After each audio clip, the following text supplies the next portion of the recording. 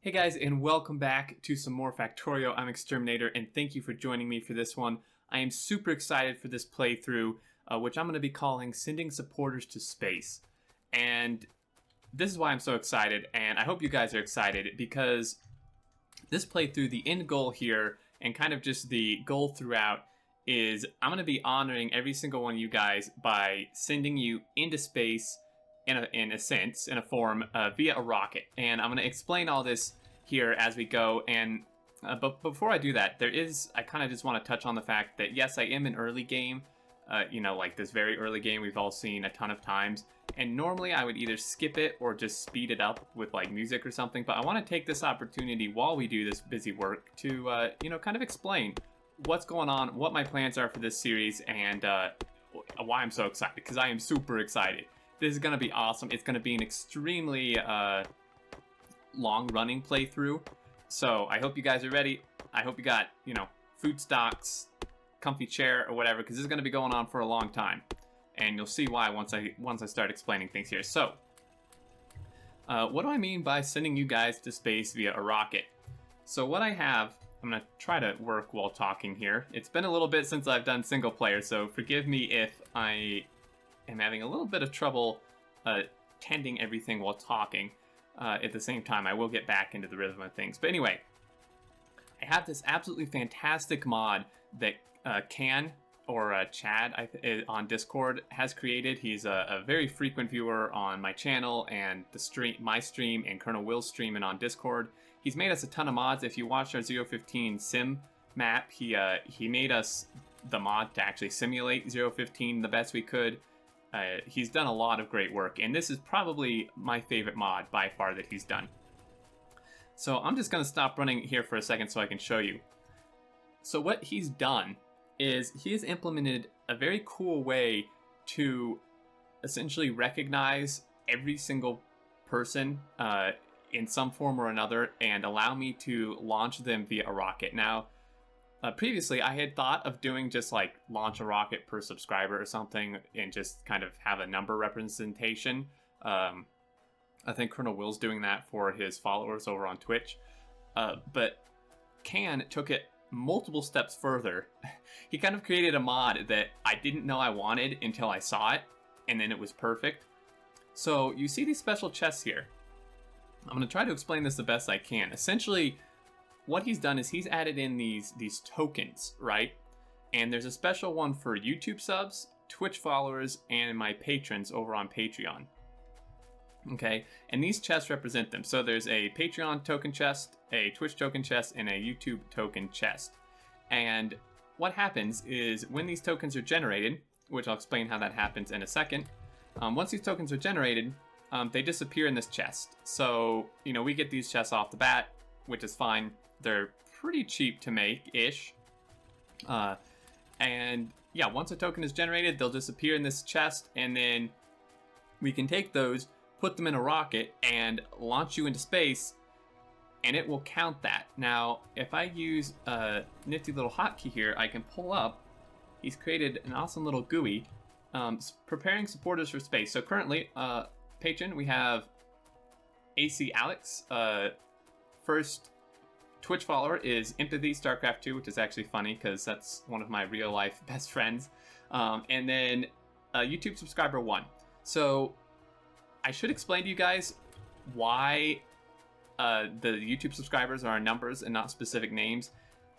YouTube's API for pulling subs is really dumb. There's like a bug in it, and trust me, we tried everything. Can wrote like these Python scripts to do it. We tried all these plugins, and there's an issue, and we looked it up, and there's a known issue. You can't pull more than like the first like 2,000 or 3,000 subs, and then after that point it just doesn't work. Like every time we tried it, we just got the same like 3,000 names, right? So unfortunately, I'm not able to represent every YouTube subscriber by name. It's just going to have to be by a number. I really wanted it by name, but we just simply can't do that. Unless someone wants to dedicate like hundreds of hours to manually typing out every single name. But if you do want your name, let me just throw this out here. And this is not a ploy necessarily. It's just the truth. If you want your name represented specifically, either follow me on Twitch, and there's a link in all my video descriptions, because it is very easy for me to pull follower names off of Twitch. So that's how we actually have names. Or Patreon if you want to support in that method too. But either one of those two is a way to get you actually represented by your username if you want. Okay, so that takes care of that. Now, how are these tokens generated? This is where it's really cool because it's kind of combined our new infinite science in 0.15 with launching a rocket for each of you guys. So what happens is, for a set amount of science I do, not science packs that I make, but science packs that are actually used for science, right? For a set amount, and in this case, for Twitch followers and YouTube subscribers, it's 6,000 science packs. That's not like 6,000 of each type, it's just 6,000, right? So essentially like 1,000 of red, green, blue, military production, and high tech, let's say. So if I do 1,000 of each of those, then I get a Twitch token. And then if I do another 1,000, because it does them each kind of individually, or another 6,000, then I get a YouTube token, right?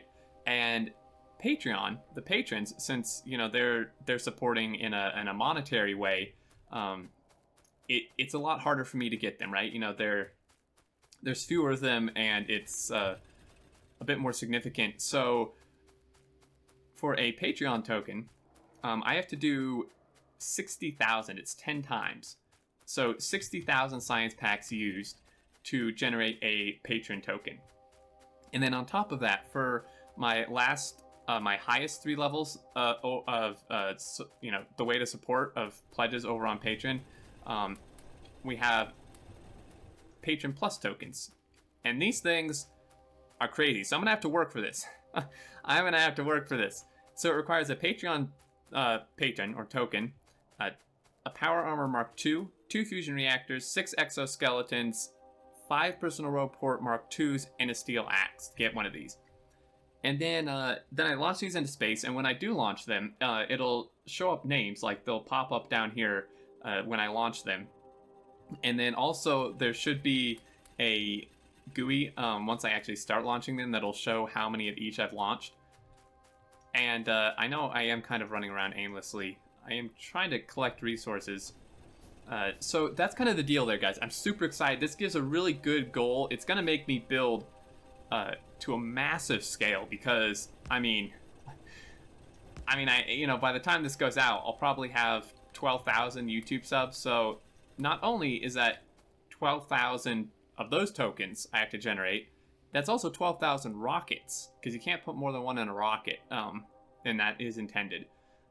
12,000 rockets, plus however many followers on Twitch, plus the patrons. So this is going to be, I'm guessing probably 150, 200 plus episodes at least, but I'm going to try to keep it entertaining. I'm so excited, guys. Like, I think I should throw down some copper here. There's a lot of advantages to single player that I've kind of forgotten, right? And not to put down multiplayer, because multiplayer is absolutely fantastic. And don't get me wrong, I love playing with the guys I've been playing with, Colonel Will, Mojo, everyone else who joins from time to time. But there are, advantages in single player that you don't get in multiplayer, at least for me. One of which is by playing in single player, you instantly gain, like, I would say 20 or 30 UPS game performance-wise. Speaking of which, I do want to turn this on just so we have a little monitor there. And yeah, so that's one advantage, is I can just build a whole lot bigger in single player because I just get way better performance. And also, there's just, for me, it's easier. It's easier to record because, I don't have to sit there for an entire, 3, 4, 5, 6 hour stream and get episodes. I can just sit down and knock out 2 or 3 episodes in an hour and be good to go. And, for you guys, is you won't be really as behind because, you know, with the streams like I've been doing, you know, Will streams and I record it, but the episodes on YouTube are usually like 2 weeks behind what's actually happened on the stream. And that's not the case here, right? I mean, it'd be maybe 3 days behind, sometimes 4, depending if I record super in advance, but usually it'll only be a day or so, you know, what's going up compared to what I have stocked up. Okay, I think we need a few more of these, and I'm going to start smelting. I'm going to start some smelting here. So that's kind of the deal there. Also, in terms of release schedule for these, I'm going to kind of change things up a little bit. I'm going to explain what I'm going to do here, because I do intend this to be kind of a tutorial series. Now the multiplayer one was intended to be a tutorial series, but it did not work out really how I wanted in terms of that. It kind of failed. I will be the first to admit that.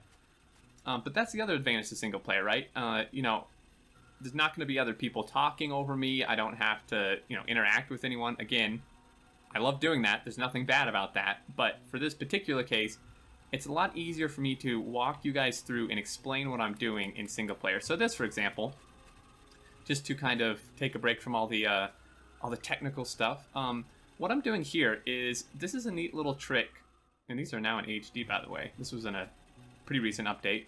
Looks super good. But anyway, what I'm doing here is I'm feeding these into each other, and what this allows me to do is A, not have to use boxes, and B, allow them to constantly fuel each other while letting me grab stuff, because they build up fuel here, right, in their fuel thing. But I can just run by and control left click and grab all of this, or all except, you know, what they actually need to run for that next cycle or whatever. So that's a neat little trick that you can do with your coal miners. And another one I'm going to do here once I get power up for my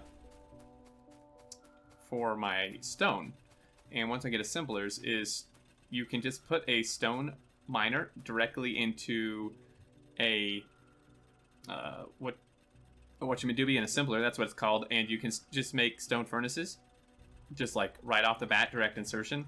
So I think we have enough for power, and we need some lights. I'm going to start making some power.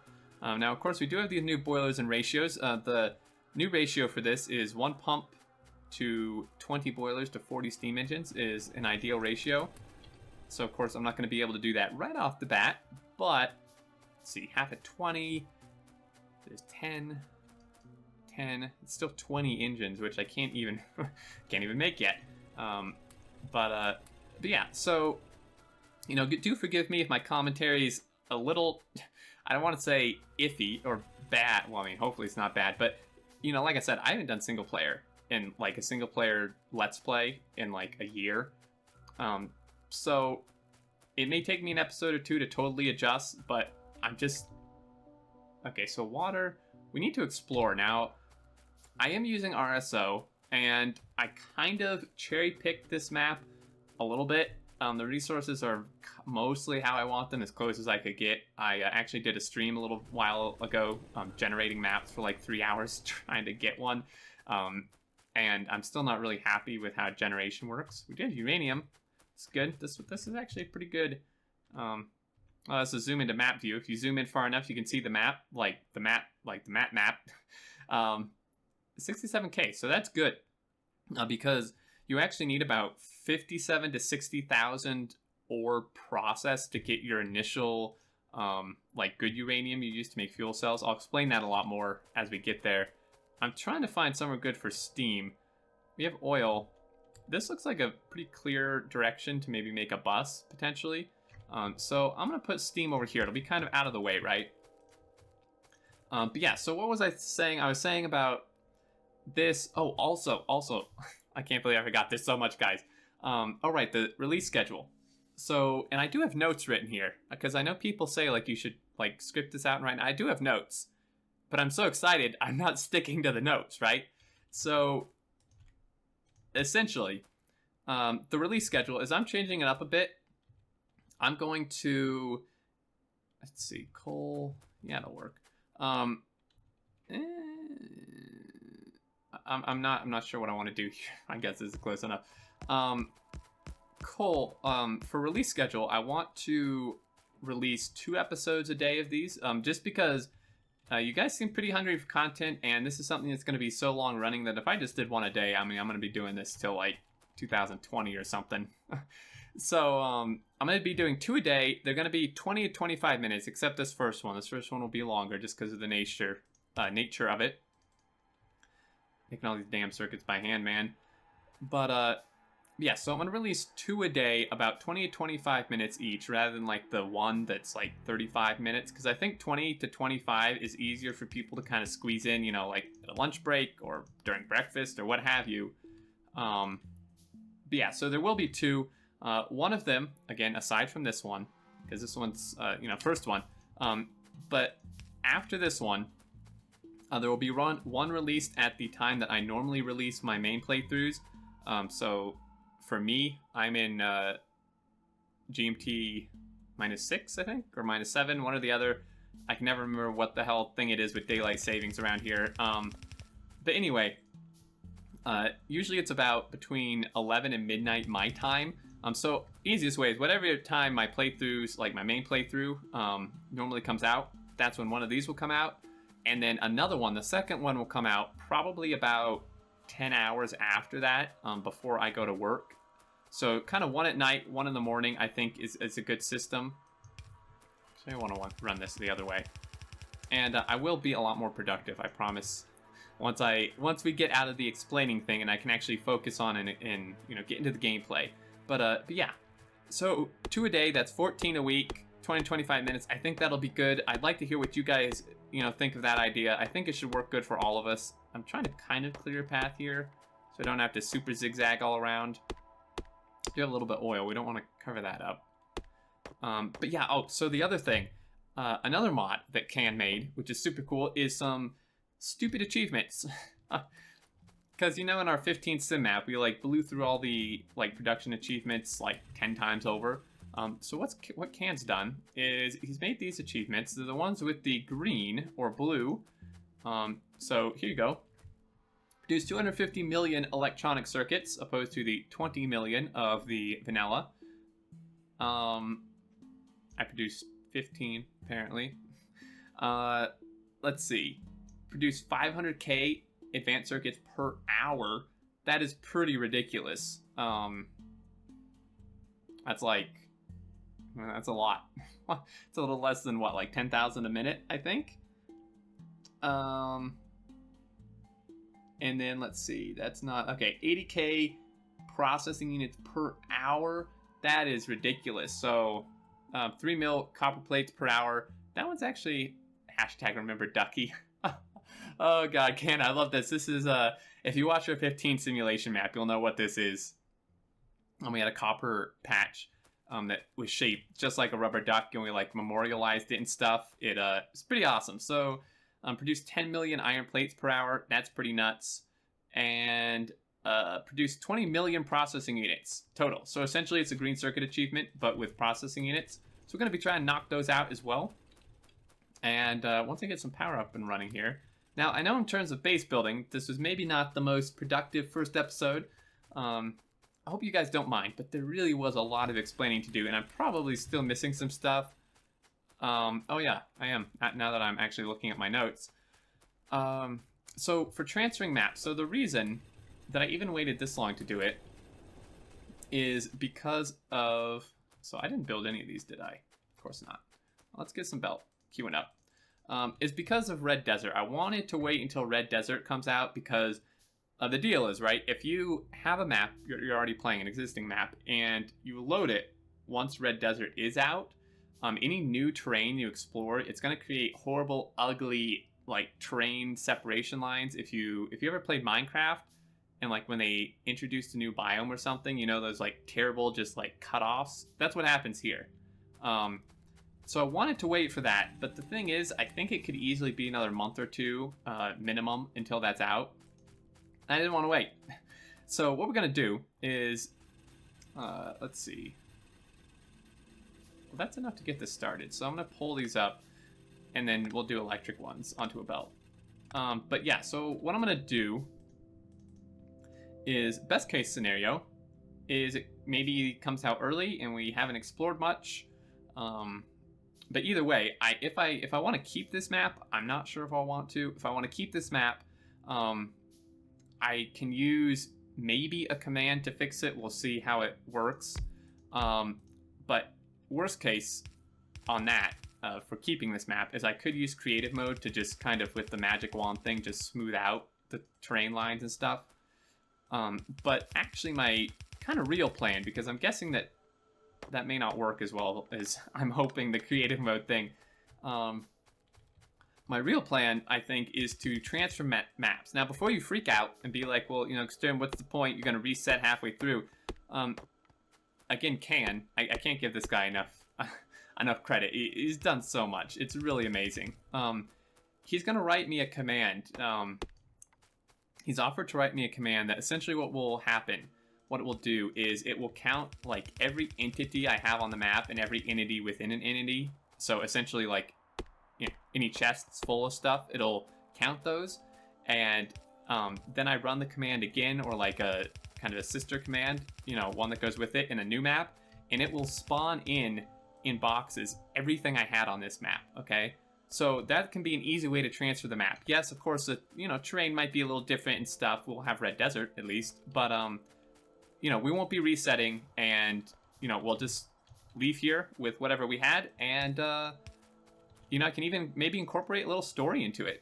You know, maybe this, for all we know, this planet is huge. Maybe this planet's the size of Jupiter, or 5 times the size of Jupiter, and this side of the planet we're on, you know, maybe we've just completely desolated it and we need to move, and the planet is so big that it would actually be more efficient or better for us to pack up all our stuff into a rocket, launch ourselves and the stuff into space, travel around the globe, essentially around the planet in a rocket, and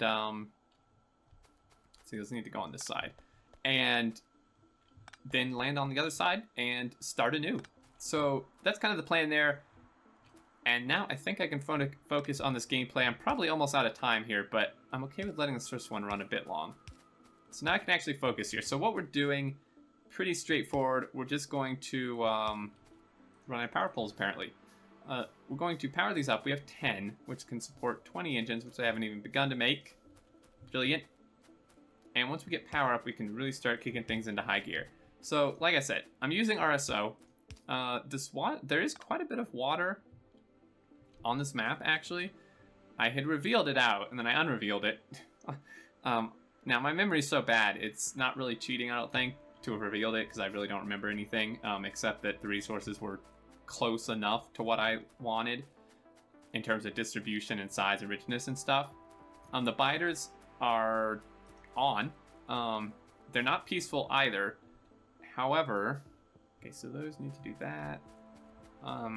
However, I have lowered their expansion rate to a minimum of 30 minutes and maximum of 60 minutes, up from the minimum of 10 minutes. So they'll expand slower, which is good because, you know, I won't have to be constantly fighting them off, but I will have to interact with them, which is fine because we all have all this new cool uranium ammo, the nukes, and don't you worry, I'm sure I'll blow myself up at some point. Let's go ahead and stick some coal in here, like that. So you can just self-feed these. Now, this uses coal pretty darn fast. Like, you can see how fast that bar was moving. It's pretty nuts. So I've apparently forgotten to do something. Oh, Steam. Right. You guys are yelling at me. I know you are. Like, I'm talking, and I'm so used to the old system that I didn't realize we actually had to hook up Steam. No. Damn it, all to hell. Alright, here we go. I promise you, I will get my act together, guys, alright? Why are we doing that? Why? I've done this build before. That's what I mean. Getting distracted by all my excitement, okay? I promise you, I'm gonna be a whole lot more organized and know what I'm doing next time. There's just so much cool stuff to go over. I couldn't play the game and talk about it at the same time. Okay, so we're gonna hook these up to Steam. So you have your water come in, you have your Steam output to the left or right, depending which way you face it. And this kind of blows, because I apparently can't power these, at all. What was my plan here? That's my question. I almost need to space these out in some manner, which is kind of unfortunate. Now, if I space these out, that should leave room for a power pole. Yeah. Not really what I wanted, but that's okay. So we should actually start, well, I can just manually fuel all of them. Doesn't matter. You just need to stick just enough in there to jumpstart those miners, and we should be off to the races. So let's go ahead and dump a little bit in here, here, here, here, and oh, that one doesn't matter. There's nothing connected yet. But these guys are running, so they accumulate steam up to 199, 200. They consume it at 30 a second. You can see their fluid consumption, and the max temperature they can use is 165, which is exactly what these output, which is great. And then these output double. These output 60 a second. That's why you can support 2 engines with one of these. Interestingly enough, this doesn't actually give you an output. I just know this from myself and others testing it, but you would think it should give an output like amount, like 60 a second, like this says how it uses 30 a second. But anyway, so we should have some coal coming down here. Not a lot, but enough. I'm actually out of iron, and I'm sure all this stuff is out of fuel. Oh yeah. So next episode we'll have to get smelting up. I wanted to get it up today, but yeah. So that takes care of that. I'm gonna add a couple more here, just because I mean these things, these boilers are a lot more powerful than the old ones, which I have to keep telling myself because they eat coal like crazy. I mean they eat. Just, if you see me put wood in this, it just vanishes. It noms on it instantly. It's pretty crazy. If I can find, just to show you, I mean, this is pretty nuts. Now, of course, it's not using much now because we have no power load, so it is kind of in conjunction with how much power you're actually using. So that may not be a good time to show you, but let's start queuing up a bunch of smelters, and I should, I suppose, fuel the iron things a bit more. Otherwise, I won't have enough iron to make belt to make iron. That nice little loop, and yeah, so let's fuel this up. Oh, I love this. This click. This is a new thing to 15. If you just hold Control and hold left click, you can just like walk past these or just mouse over them and grab everything. And this works with a lot of stuff. This works for like putting modules in machines or copy pasting, which I'll get into later.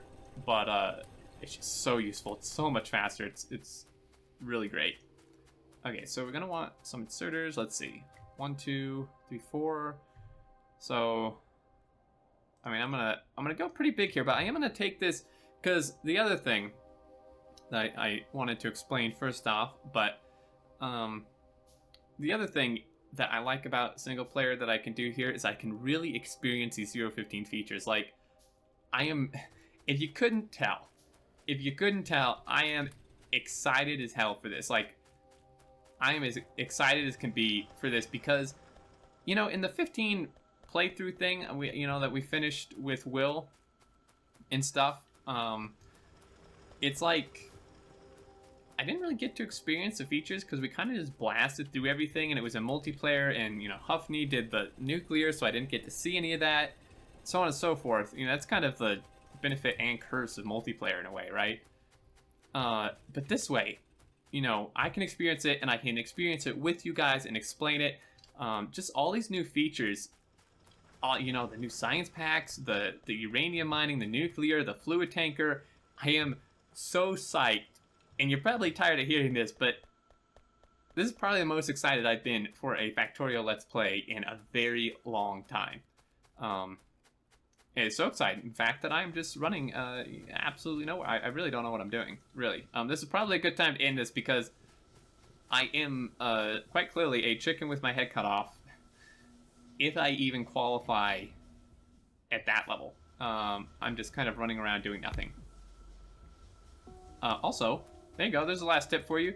You can ghost place, shift left click, or blueprint right off the bat. You can also grab blueprints, deconstruction planners right off the bat, which I think is awesome, because this is a lot easier to plan, right? Like, I can actually just, I mean, I already know these are going to go here, But still, maybe as a reminder, when I run over here for no reason again, I'll be like, oh, we need some steam engines, so let's make some while we're over here. And like my smelter, I can plan this out. So what I'm gonna do is in between this episode and next, I'm just gonna do a teensy bit of off-screen work, only in the regards that I'm going to ghost plan out my smelter, so I'm not like fiddling like the entire episode with random stuff that is not necessary. Yeah, I'm gonna ghost plan it out and then kind of walk you guys through it and then actually build it obviously on screen. And I think that'll do it. So if you made it to the end, congrats. I know it was maybe rambling or, you know, kind of hopping from thing to thing, but even with my notes, it was just, it was a lot to cover. And yeah, so anyway, guys, thank you so much for watching. I do hope you enjoyed, and with this being the first episode, I would greatly appreciate you leaving a like. It does help quite a lot.